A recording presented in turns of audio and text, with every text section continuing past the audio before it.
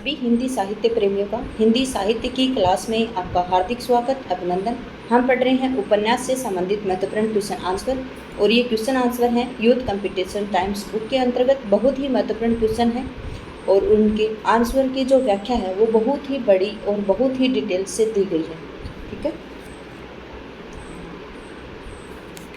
आज का पहला क्वेश्चन है हमारा, चितकोबरा उपन्यास की लेखिका का नाम क्या है। जो चितकोबरा उपन्यास है उसकी लेखिका का नाम क्या है, तो उसकी लेखिका का नाम मृदुला गर्ग है। कौन है? मृदुला गर्ग है। चितकोबरा 1979 में मृदुला गर्ग का चर्चित उपन्यास है। यह उपन्यास नारी पुरुष के संबंधों और पुरुष प्रधान समाज विरोधी दृष्टिकोण का पर आधारित है। ठीक है, किस पर आधारित है ये उपन्यास? ये नारी पुरुषों में जो संबंध होते हैं उस पर, और जो पुरुष प्रधान समाज विरोधी जो दृष्टिकोण होते हैं उस पर आधारित है ये। इनके अन्य उपन्यास इस प्रकार से हैं। उसके हिस्से की दो, वंशज, अनित्य, मैं और मैं।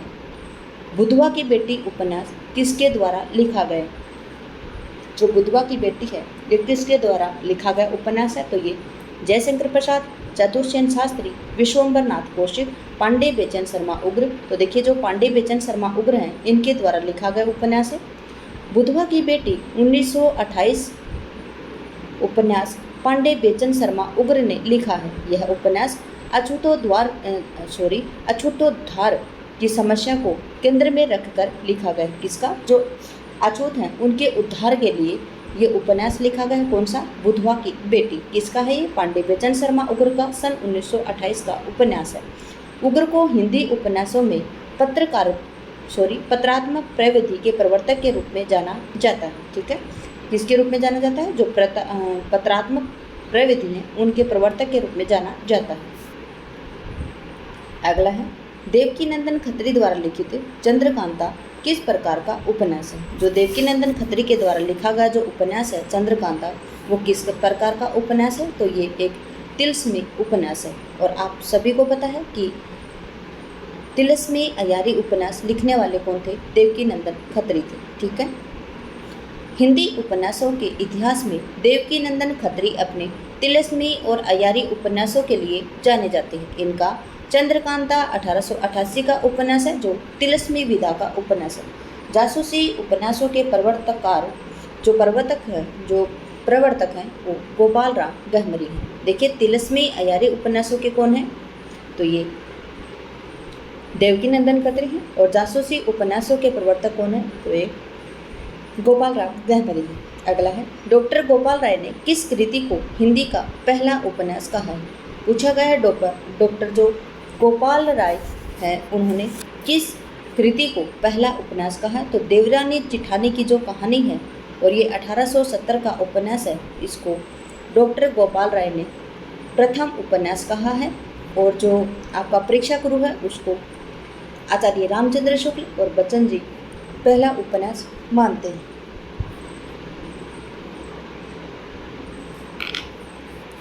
देखिए, डॉक्टर गोपाल राय ने देवरानी जेठानी की कहानी को हिंदी का पहला उपन्यास माना है। देवरानी जेठानी की कहानी उपन्यास 1870 में गौरी दत्त के द्वारा रचा गया था, जबकि श्रद्धाराम फिलोरी के उपन्यास भाग्यवती जो 1877 है उसको डॉक्टर विजय शंकर मल्ल ने प्रथम उपन्यास माना है। याद रखेंगे, डॉक्टर विजय शंकर मल्ल ने किसको माना है? तो जो भाग्यवती उपन्यास है किसका है? तो श्रद्धाराम फिलोरी का है। कब का है? सन 1877 का है। तथा श्रीनिवास दास की जो परीक्षा गुरु है 1882 का, उसको आचार्य रामचंद्र शुक्ल ने हिंदी का प्रथम उपन्यास माना है। और जो वामा शिक्षक है 1872 का, इसको ईश्वरी प्रसाद का है ये उपन्यास। वामा शिक्षक है 1872 का, ईश्वरी प्रसाद और कल्याण राय द्वारा रचित ये उपन्यास है। वामा शिक्षक है वो किसके द्वारा रचित है? तो ये ईश्वरी प्रसाद और कल्याण राय के द्वारा। और कब का है? तो सन 1872 का है। फांस उपन्यास का मूल कथ्य क्या है? जो फांस उपन्यास है, उपन्यास का नाम क्या है? फांस। और ये इसका मूल कथ्य क्या है? तो देखिए, इसका मूल कथ्य है किसान आत्महत्या। क्या है? किसान है वो आत्महत्या कर लेता है। फांस उपन्यास का मूल कथ्य किसान आत्महत्या संजीव द्वारा रचित है। ये किसके द्वारा रचित है? और ये एक उपन्यास है। संजीव द्वारा लिखित अन्य उपन्यास हैं किशनगढ़ के अहिरी 1991, सर्कस 1984, धार 1990, सावधान नीचे आग है 1986, जंगल जहां शुरू होता है 2000 आदि। देखिए ये UPSC असिस्टेंट प्रोफेसर में आया है, ठीक है। तो आप याद रखेंगे, आपके अगर सिलेबस में नहीं है कौन, संजीव साहब, तो आप नहीं याद करेंगे। जिसके सिलेबस में संजीव हैं वो संजीव की रचनाओं को याद करेंगे। वैद्य जी किस उपन्यास के पात्र रहे हैं? देखिए वैद्य जी किस उपन्यास के पात्र रहे हैं? ये झूठा सच के रहे हैं, भूले बिसरे चित्र के रहे हैं और राग दरबारी के रहे, विश्रामपुर के संत। तो देखिए जो वैद्य जी हैं वो किसके रहे हैं? राग दरबारी एक उपन्यास है, किनका है? तो श्रीलाल शुक्ल जी का है। कब का था? सन 1968 का था, ठीक है। और 1969 में राग दरबारी के लिए इन्हें साहित्य अकादमी पुरस्कार भी दिया गया था। वैद्य जी किस उपन्यास के पात्र हैं? तो ये राग दरबारी के पात्र हैं। देखिए पढ़ते हैं इसकी डिटेल्स। वैद्य जी श्रीलाल शुक्ल के उपन्यास राग दरबारी 1968 के पात्र हैं। इस उपन्यास में शिवपालगंज की जिंदगी का यथार्थ चित्रण है। राग दरबारी पर इन्हें 1969 में साहित्य अकादमी पुरस्कार प्रदान किया गया था। सूनी घाटी का सूरज सन 1957 है, अज्ञातवास 1962, विश्रामपुर का संत 1998 आदि इनके अन्य उपन्यास हैं। अगला है राग दरबारी वैद्य जी, रूपन बाबू, बद्री पहलवान, रंगनाथ और जोगनाथ ये किससे संबंधित हैं? राग दरबारी के कौन कौन है पात्र? उपन्यास है राग दरबारी और इसके पात्र हैं वैद्य जी, रूपन बाबू, बद्री पहलवान, रंगनाथ और जोगनाथ और रचनाकार कौन है? श्रीलाल शुक्ल जी। विश्रामपुर का संत है, किसकी रचना है? श्रीलाल शुक्ल जी की है। इसके पात्र हैं कुंवर, जयंती, प्रसाद, राजश्री और धीरज सिंह। झूठा सच के पात्र हैं जयदेवपुरी, तारा और कनक और ये यशपाल जी का उपन्यास है। और जो भूले बिसरे चित्र हैं इसमें विद्या और ज्वाला प्रसाद पात्र हैं। ये भगवती चरण वर्मा जी का उपन्यास है। अगला क्वेश्चन है प्रेमचंद ने कौन सा उपन्यास पहले उर्दू में बाजरे हुसन के नाम से लिखा था? प्रेमचंद जी का वह कौन सा उपन्यास है जो पहले उन्होंने बाजरे हुसन से लिखा था? तो ये सेवा सदन से है। सेवा सदन सन 1918 का उपन्यास है, ठीक है। प्रेमचंद का सेवा सदन सन 1918 का उपन्यास है।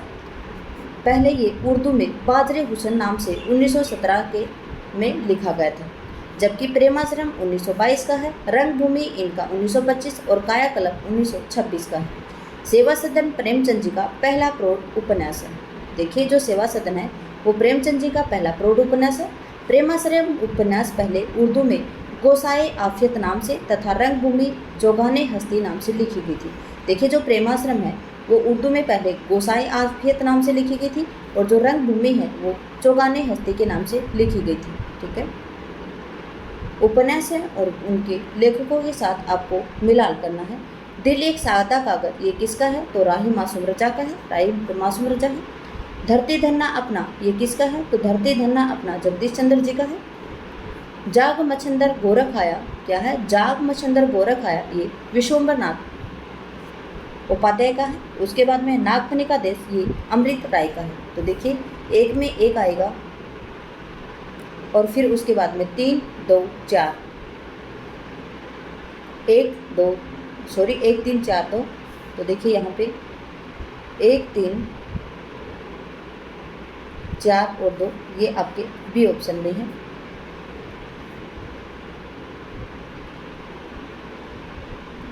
सही सुमेलन करना है आपको। दिल एक सादा कागज राही मासूम रजा का है। धरती धन्ना अपना जगदीश चंद्र का है। जाग मच्छंदर गोरख आया ये विश्वम्बर नाथ उपाध्याय का है। नागफनी का देश अमृत राय का है। अगला है राही मासूम रजा के प्रमुख उपन्यास हैं आधा गाँव 1966, टोपी शुक्ला 1969, ओस की बूंद 1970, कटरा की आरजू 1978 का उपन्यास है। अमृत राय के प्रमुख उपन्यास हैं बीज 1952, नागफनी का देश 1953, जंगल 1969, धुआं 1977 आदि हैं। जगदीश चंद्र के प्रमुख उपन्यास हैं आधा पुल 1973, मुट्ठी भर कांकर 1976, लाट की वापसी 2000 है। विश्वंभरनाथ उपाध्याय के प्रमुख उपन्यास हैं जाग मछंदर, गोरख आया, जोगी मत जा आदि। जोगी मत जा आदि है। अगला है मालती बाहर से तितली है, भीतर से मधुमक्खी। मालती के व्यक्तित्व के संबंध में यह टिप्पणी किसकी है? मेहता की है, लेखक की है, खन्ना की है और राय साहब की है। देखिए, मालती के व्यक्तित्व के संबंध में यह टिप्पणी लेखक की है। ठीक है,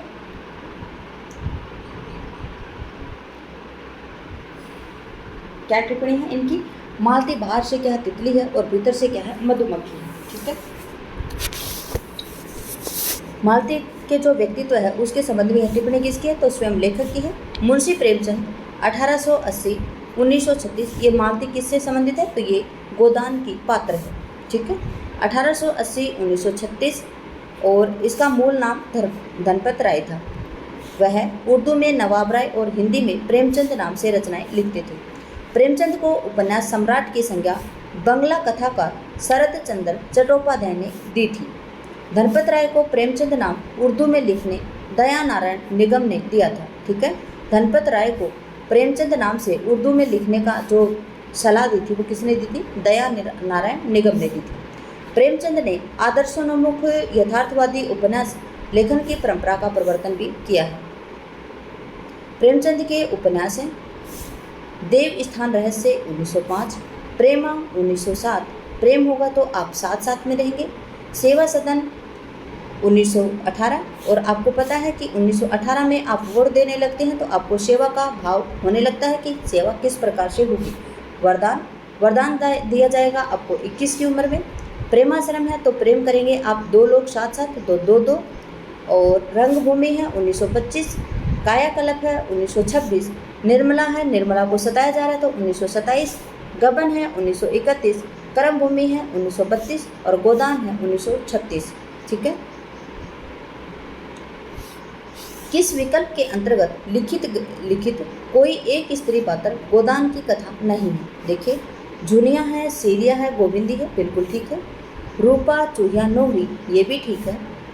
फिर धनिया, मालती, वृंदा, देखिए वृंदा यहाँ पे नहीं होनी चाहिए, बाकी हम देखते हैं। सोना, पुनिया, सरोज, ये भी ठीक है क्योंकि सरोज है वो मालती की बहन थी। सोना भी थी उसकी, क्या बोलते हैं, गोदान का जो पात्र है होरी उसकी बेटी है।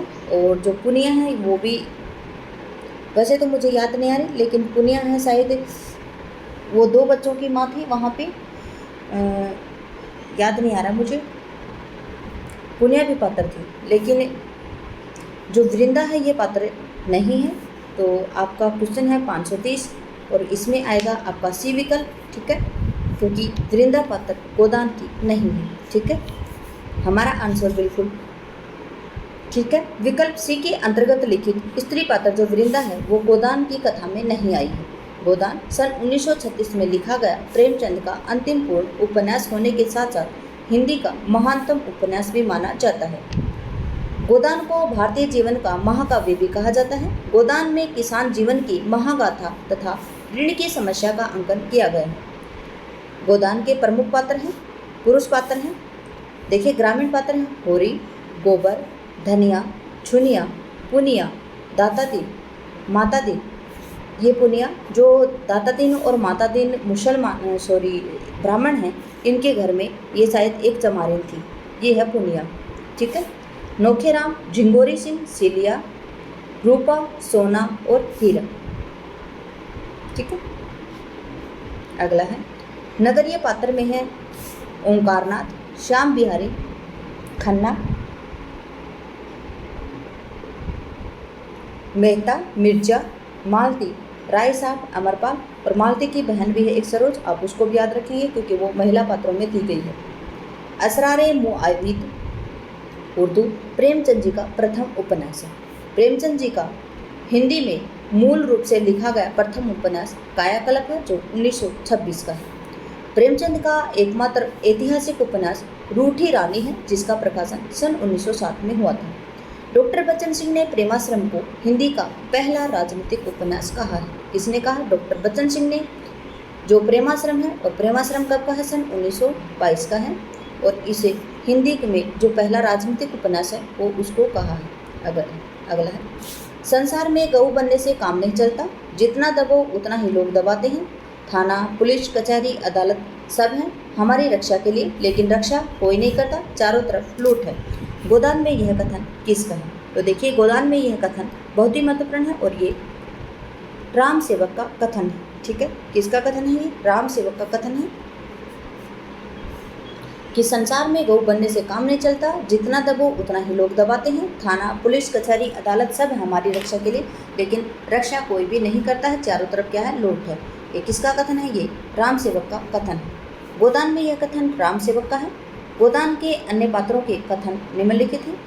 होरी गोबर से कहता है, हमारी गर्दन दूसरों के पैरों के नीचे दबी है, अकड़कर निबाह नहीं हो सकता। फिर गोबर होरी का संवाद है, भगवान ने तो सबको बराबर ही बनाया है, यह बात नहीं बेटा, छोटे बड़े भगवान के घर से बनकर आते हैं, संपत्ति बड़ी तपस्या से मिलती है, उन्होंने पूर्व जन्म में जैसे कर्म किए हैं उसका आनंद भोग रहे हैं, हमने कुछ नहीं सचा तो भोगे ही क्या। झुनिया गोबर से कहती है, बड़े आदमियों की बातें कौन चलाए, वह जो कुछ करे सब ठीक है, उन्हें तो बिरादरी और पंचायत का भी कोई डर नहीं है। जब झुनिया गोबर के साथ में भगकर आती है तब का कथन है ये। होरी धनिया से, जब दूसरों के पांवों तले अपनी गर्दन दबी हुई होती है तो उन पांवों को सहलाने में ही कुशलता है। प्रेमचंद ने प्रेमा अर्थात दो साखियों का विवाह उपन्यास को परिष्कृत कर प्रतिज्ञा सन 1929 शीर्षक से प्रकाशित करवाया था। जो प्रेमचंद है उन्होंने प्रेमा अर्थात दो साखियों का विवाह उपन्यास को परिष्कृत कर प्रतिज्ञा 1929 शीर्षक से प्रकाशित करवाया था। रंगभूमि सन 1925 का है, जो बच्चन सिंह ने गांधीवादी जीवन दर्शन का महाकाव्यात्मक उपन्यास उसको कहा है। ठीक है, अगला है, त्यागपत्र की मृणाल के व्यक्तित्व के विषय में अनुपयुक्त कथन है। कौन सा है? आत्मपीड़न है, पर दया भाव है, अपनी नियति की संयम निर्मात्री है और समाज को तोड़ने फोड़ने की चाह है इसमें। तो देखिए, जो त्यागपत्र की मृणाल है उसके व्यक्तित्व के विषय में आपको अनुपयुक्त कथन बताना है। तो देखिए, समाज को तोड़ने फोड़ने की चाह उसमें नहीं है। ठीक है, तो यही आपका आएगा, अनुपयुक्त कथन है ये। त्यागपत्र की मृणाल के व्यक्तित्व के विषय में अनुपयुक्त कथन है, समाज को तोड़ने फोड़ने की चाह है, शेष विकल्प उसके सही हैं। जैनेन्द्र कुमार को हिंदी में मनोविश्लेषणवादी उपन्यास का जनक भी माना जाता है, जबकि डॉक्टर गोपाल राय के अनुसार इलाचंद्र जोशी को हिंदी का मनोवैज्ञानिक उपन्यास का पुरस्कृता माना जाना चाहिए। किसके अनुसार? डॉक्टर गोपाल राय के अनुसार। जबकि जैनेन्द्र कुमार को हिंदी में मनोविश्लेषणवादी उपन्यास का जनक भी कहा जाता है, लेकिन गोपाल राय क्या मानते हैं कि इलाचंद्र जोशी हैं, उनको मनोवैज्ञानिक उपन्यास का पुरस्कृता कहा जाना चाहिए। अगला क्वेश्चन है, देखिए पहले व्याख्या देख लेते हैं इसकी। जैनेन्द्र कुमार के निम्नलिखित उपन्यासों की रचना इस प्रकार से है। उपन्यास है इनका परख है, जो 1929 का है, सुनीता है 1934, त्यागपत्र 1937, कल्याणी 1939, सुखदा 1952, विवर्त 1953, जयवर्धन 1956, मुक्तिबोध 1965, अनंत 1968, अनाम स्वामी 1974 और दशार्क 1985। अगला है, निम्नलिखित में से त्यागपत्र का प्रमुख संदर्भ क्या है? मनोवैज्ञानिक है, राजनीतिक है, ऐतिहासिक और आंचलिक है। जो त्यागपत्र है उसका क्या पूछा से, जो प्रमुख संदर्भ है वो क्या है? तो देखिए, जो त्यागपत्र है उसका मनोवैज्ञानिक संदर्भ है, न वो राजनीति से संबंधित है, न आंचलिक है, न ऐतिहासिक है, वो क्या है? एक मनोवैज्ञानिक उपन्यास है। त्यागपत्र है वो प्रमुख संदर्भ मनोवैज्ञानिक है। जैनेन्द्र इलाचंद्र जोशी अज्ञे तथा डॉक्टर देवराज मनोविश्लेषणवादी उपन्यासकार माने जाते हैं। त्यागपत्र सन 1937 में जैनेन्द्र का सर्वाधिक प्रसिद्ध उपन्यास है। उपन्यास में मृणाल के माध्यम से स्त्री के उत्पीड़न तथा विद्रोही व्यक्तित्व का चित्रण हुआ है। त्यागपत्र उपन्यास के प्रमुख पात्र हैं प्रणोद, मृणाल, दयाल। परख 1939 में उपन्यास का त्रिकोण और पत्नी व प्रेमिका का द्वंद्व उपन्यास में चित्रित हुआ है। ठीक है, क्या है? जो परख है वो 1929 का उपन्यास है, उसमें क्या है केंद्रीय विषय क्या दिया गया है? प्रेम के एक विशेष आदर्श का चित्रण उसमें किया गया है। किसमें? परख में। प्रेम का त्रिकोण तथा पत्नी व प्रेमिका का द्वंद्व उपन्यास में चित्रित किया गया है। सुनीता 1934 का। जिनेंद्र ने श्रीकांत, सुनीता और हरिप्रसन्न के मनोभाव है उनका विश्लेषण किया है। अगला क्वेश्चन है, त्यागपत्र में प्रमोद के चरित्र से मेल नहीं खाने वाला कथन है। तो देखिए, जो त्यागपत्र है उसमें प्रमोद है उसके चरित्र से मेल नहीं खाने वाला कथन कौन सा है? उसके चिंतन की परिणति आत्मविसर्जन में होती है। जो उसके चिंतन की परिणति है उस किस में होती है? आत्मविसर्जन में होती है। और उसके बाद में है, ये बिल्कुल उसका कथन ठीक है। पूछा गया कि उसके चरित्र से मेल नहीं खाने वाला है किसमें? त्यागपत्र का जो प्रमोद है उसके चरित्र से कौन सा कथन है वो मेल नहीं खाता? तो ये तो मेल खाता है कि उसके चिंतन की परिणति आत्मविसर्जन में होती है। बिल्कुल ठीक है। समाज की विषमताओं को देखकर उसके बारे में वो सोचता है, ये भी ठीक है। समाधान की तलाश में वो बेचैन रहता है, वो भी ठीक है। आत्मलोचन के माध्यम से सभ्य समाज की विसंगतियों को ढकने का प्रयत्न करता है, ये बिल्कुल गलत है, क्योंकि आत्मलोचन के माध्यम से वो सभ्य समाज की विसंगतियों को ढकने का प्रयत्न नहीं करता है। बिल्कुल ठीक है आपका डी ऑप्शन। त्यागपत्र में प्रमोद के चरित्र से मेल नहीं खाने वाला कथन है, आत्मलोचन के माध्यम से सभ्य समाज की विसंगतियों को ढकने का वो प्रयत्न करता है। शेष विकल्पों के कथन प्रमोद के चरित्र से मेल खाते हैं। जिनेंद्र के अधिकांश उपन्यासों का मूल विषय है कामपीड़ा, अहम का समर्पण है। जिनेंद्र का जो त्यागपत्र है वो एक मनोविश्लेषणात्मक और नायिका प्रधान आत्मकथात्मक उपन्यास है। इसमें नारी जाति संबंधी समस्याओं को उठाया गया है। जिनेंद्र ने त्यागपत्र में मृणाल की व्यथा लिखी है, लेकिन उनकी समस्याएं केवल उसी की अपनी समस्याएं नहीं हैं, अपितु उसकी सारी समस्याएं सामान्य नारी की जाति से भी संबंधित है। त्यागपत्र में लेखक सिर्फ मृणाल का चरित्र उद्घाटित करना चाहता है। ऐसा वह उसके भतीजे प्रमोद के माध्यम से करता है। इस प्रक्रिया में प्रमोद का चरित्र भी उद्घाटित होता है। प्रमोद न्यायप्रिय है, परंतु वह कुछ नहीं कर सकता है, केवल मृणाल के दुख को महसूस कर पाता है। लेकिन जो लेखक है प्रमोद के अपराध बोध से उत्पन्न इस कृत्य को महत्वपूर्ण मानकर उपन्यास का शीर्षक त्यागपत्र रख देता है। बहुत ही अच्छा उपन्यास है। जो आपका त्यागपत्र है ज़्यादा बड़ा भी नहीं है, कम से कम 2-3 घंटे में आप इसको पढ़ सकते हैं। बहुत ही अच्छा उपन्यास है ये।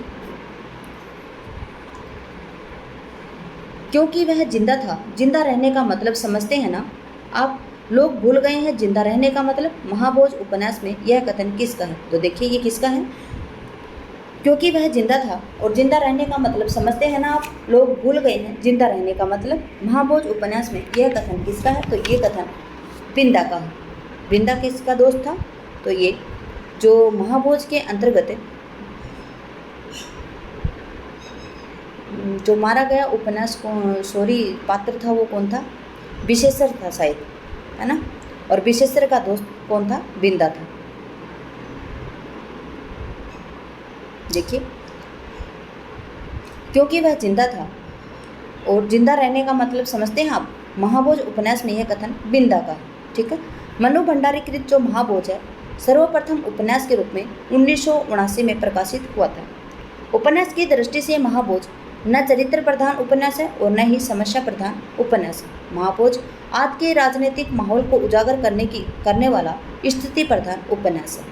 महाभोज उपन्यास के प्रमुख पात्र निम्नलिखित हैं: दास साहब, विशेषकर, बिंदा, हीरा, शुकुल बाबू और जोरावर। देखिए, जो महाभोज उपन्यास है यह आपके यूजीसी नेट जेआरएफ में भी लगा हुआ है और ये आरपीएससी असिस्टेंट प्रोफेसर में भी महाभोज उपन्यास लगा हुआ है। तो देखिए कितना महत्वपूर्ण है ये उपन्यास, आप इसको पढ़ सकते हैं।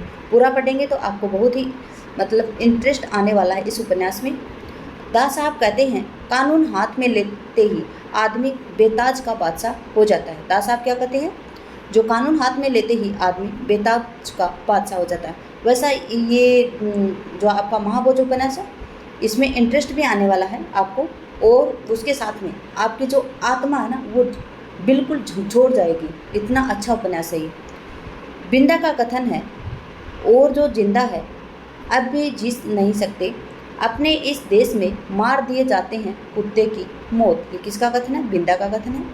शुकुल बाबू का कथन है, गांठ बांध लीजिए, यह सरकार आप लोगों के लिए कुछ नहीं करने जा रही है। उसे लगाओ आपसे नहीं, अपने पुरुषों से लगाओ। मन्नू भंडारी कृत महाभोज है उपन्यास का प्रथम प्रकाशन कब हुआ था? तो देखिए, जो मन्नू भंडारी का महाभोज है उसका प्रकाशन कब हुआ था? सन 1979 में हुआ था। ठीक है, मन्नू भंडारी कृत जो महाभोज है उपन्यास का प्रथम प्रकाशन वर्ष सन है 1979। महाभोज सर्वप्रथम उपन्यास के रूप में 1979 में प्रकाशित हुआ था। इसे नाटक के रूप में सन 1983 में प्रकाशित किया गया था। नाटक के रूप में कब प्रकाशित किया? सन 1983 में। यह एक राजनीतिक उपन्यास है। महाभोज उपन्यास का ताना बाना सरोहा नामक गांव के इर्द गिर्द बुना गया है। सरोहा गांव उत्तर प्रदेश के पश्चिमी भाग में स्थित है। तो ये आप याद रखेंगे, जो महाभोज जो उपन्यास है वो किस गांव से संबंधित है? तो सरोहा गांव के इर्द गिर्द बुना गया है। मन्नू भंडारी के कृत और उपन्यास हैं आपका बंटी है इनका 1971, जो ये भी यूजीसी नेट जेआरएफ में लगा हुआ है। स्वामी 2003 है। आपका बंटी 1971 उपन्यास बाल मनोविज्ञान का उत्कृष्ट उपन्यास माना जाता है। ठीक है, ये आपका बंटी है, यह भी बहुत महत्वपूर्ण उपन्यास है। निम्न में से कौन सी रचना विश्वंभर नाथ शर्मा कौशिक की नहीं है? पूछा गया आपसे, कौन सी रचना है जो विश्वंभर नाथ शर्मा कौशिक की नहीं है? तो ये भिखारिणी, चित्रशाला, माँ और चंद्रकांता। तो आपसे पूछा जा रहा है जो आपकी ये कौन सी रचना है वो विश्वंभर नाथ शर्मा कौशिक की नहीं है? तो देखिए, जो चंद्रकांता है ये विश्वंभर नाथ शर्मा कौशिक की नहीं है। तो आप बताएंगे चंद्रकांता किसकी है? तो ये देवकीनंदन खत्री की है। चंद्रकांता विश्वंभर नाथ शर्मा कौशिक की रचना नहीं है। चंद्रकांता देवकीनंदन खत्री का उपन्यास है, जबकि भिखारिणी, चित्रशाला और माँ विश्वंभर नाथ शर्मा की रचनाएं। चित्रशाला शर्मा जी की भी कहानी है। ठीक है, चित्रशाला किसकी कहानी है? शर्मा जी की भी कहानी है। अगला है, देवकीनंदन खत्री के उपन्यासों के बारे में इनमें से कौन सा कथन सत्य है? सत्य पूछा गया आपसे। ये यथार्थ पर आधारित होते हैं। ये उच्च कोटि के साहित्यिक उपन्यास हैं।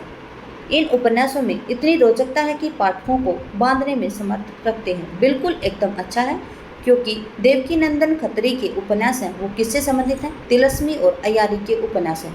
और इन उपन्यासों में इतनी रोचकता है कि पाठक पढ़ते वक्त उस उपन्यास को अधूरा भी नहीं छोड़ सकते। अगर आप इनके नाटक पढ़ेंगे उपन्यास पढ़ेंगे तो अधूरा भी नहीं छोड़ सकते इनके उपन्यास। इतनी रोचकता है कि आप सोचेंगे कि आगे क्या हुआ, आगे क्या हुआ, आगे क्या हुआ। इस प्रकार से आप उस उपन्यास के साथ में बंधे रहेंगे। और ये जासूसी नाटक है? नहीं, जासूसी नाटक लिखने वाले देवकीनंदन खत्री साहब नहीं थे, गोपाल राम गहमरी थे। ठीक है, याद रखेंगे। तो आपका सी ऑप्शन बिल्कुल ठीक है। इन उपन्यासों में इतनी रोचकता है कि पाठकों को बांधने में समर्थ है। यह कथन देवकीनंदन खत्री के उपन्यासों के बारे में सत्य है। बाबू देवकीनंदन खत्री हिंदी के प्रथम तिलस्मी और अय्यारी उपन्यासों के लेखक हैं। हिंदी भाषा के प्रचार प्रसार में उनके उपन्यास चंद्रकांता का बहुत बड़ा योगदान रहा है। इस उपन्यास में सबका मन मोह लिया है। इस किताब का रसास्वादन के लिए कई गैर हिंदी भाषाओं में भी हिंदी लिखी है। रचनाएं हैं चंद्रकांता, चंद्रकांता संतति, भूतनाथ, कुसुम कुमारी, वीरेंद्र वीर, कटोरा भरपून, काजर की कोठरी, नरेंद्र मोहिनी आदि। अगला है, नदी के द्वीप किस विधा की रचना है? तो नदी के द्वीप है ये अज्ञे जी का उपन्यास है। किसका उपन्यास है?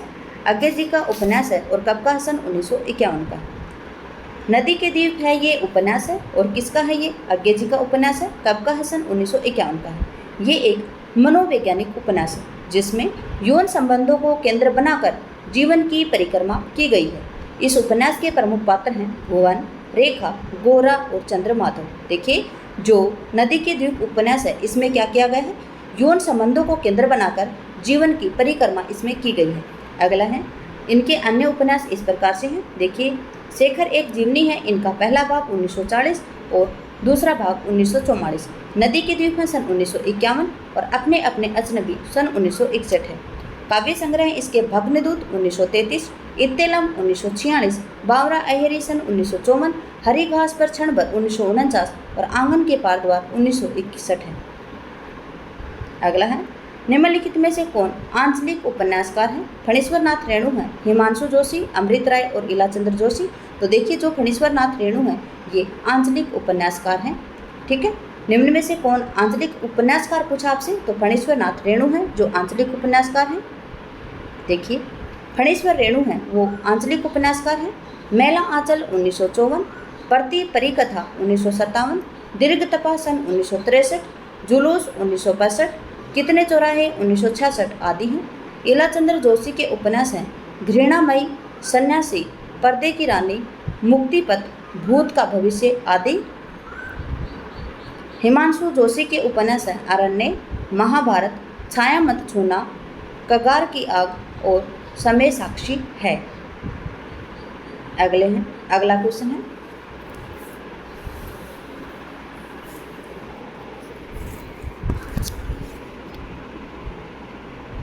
देखिए 30 मिनट हो गई है, अब इससे आगे हम नहीं कराएंगे क्योंकि क्लास आपकी लंबी हो जाएगी। 20 या 25 क्वेश्चन ही हो सकते हैं क्योंकि क्वेश्चनों की व्याख्या इतनी बड़ी दी गई है इसमें। वैसे तो आपको कंफ्यूज होने वाली कोई बात नहीं है इसमें, क्योंकि आपकी तैयारी अच्छी होगी। अगर क्वेश्चनों की व्याख्या अच्छी दी गई है, बार बार दी गई है, तो आपकी तैयारी भी अच्छी होगी, आपका रिवाइजन भी होगा। और इसी प्रकार से आप क्लास में बने रहिए। आपका दिन शुभ रहे। जय हिंद, जय भारत, जय जवान, जय किसान।